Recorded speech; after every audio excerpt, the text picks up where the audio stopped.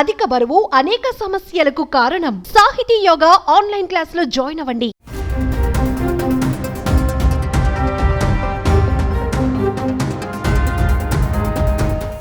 AP deputy CM Pawan Kalyan సతీమణి Anna Lezhneva తలనీలాలు సమర్పించడం మీద ట్రోలింగ్స్ పై తీవ్ర స్థాయిలో మండిపడ్డారు ఎమ్మెల్సీ విజయశాంతి. దీంతో విజయశాంతి ట్వీట్ చేస్తూ అన్నాకి సపోర్ట్గా మాట్లాడారు.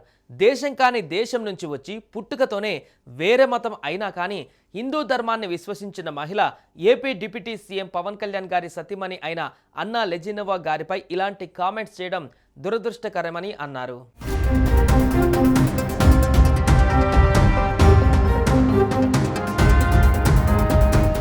గత 2 రోజుల నుంచి అన్నా లెజినోవా తిరుమల యాత్ర చర్చనీయాంశంగా మారింది. తన కొడుకు మార్క్ శంకర్ అగ్ని ప్రమాదంలో చిక్కుకొని త్రుటిలో ప్రాణాపాయం నుంచి తప్పించుకోవడంతో అన్నా లెజినోవా తిరుమలకు వచ్చి మొక్కు చెల్లించుకున్నారు. తలనీలాలు కూడా సమర్పించారు. నియమ నిబంధనలు పాటిస్తూ డిక్లరేషన్ ఇవ్వడం, ఆచారాలు అన్నీ పాటించడం, తను స్వయంగా విరాళం అందజేసి అన్నదానం చేయడం చాలా మందిని కదిలించింది.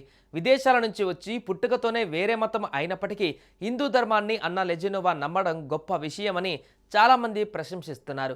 అయితే కొందరు మాత్రం పనిగట్టుకొని అన్నా లెజినోవాని ట్రోల్ చేస్తున్నారు.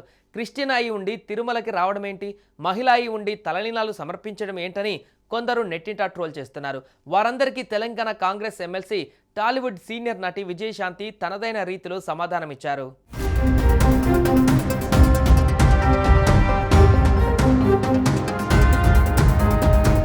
దేశం కాని దేశం నుంచి వచ్చి పుట్టుకతోనే వేరే మతం అయినప్పటికీ హిందూ ధర్మాన్ని విశ్వసించిన మహిళ AP deputy CM Pawan Kalyan గారి సతీమణి అన్నా లెజినోవా గారిపై కొందరు కావాలని ట్రోల్స్ చేయడం అత్యంత అసమంజసం.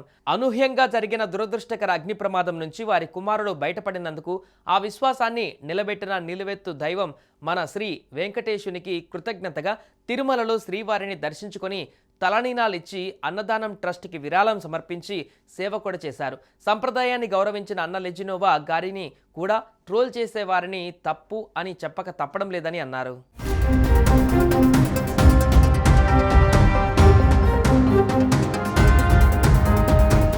సుమన్ టీవీలో మీ పర్సనల్ అండ్ బిజినెస్ ప్రమోషన్స్ కోసం కింది నెంబర్కి కాంటాక్ట్ చేయండి.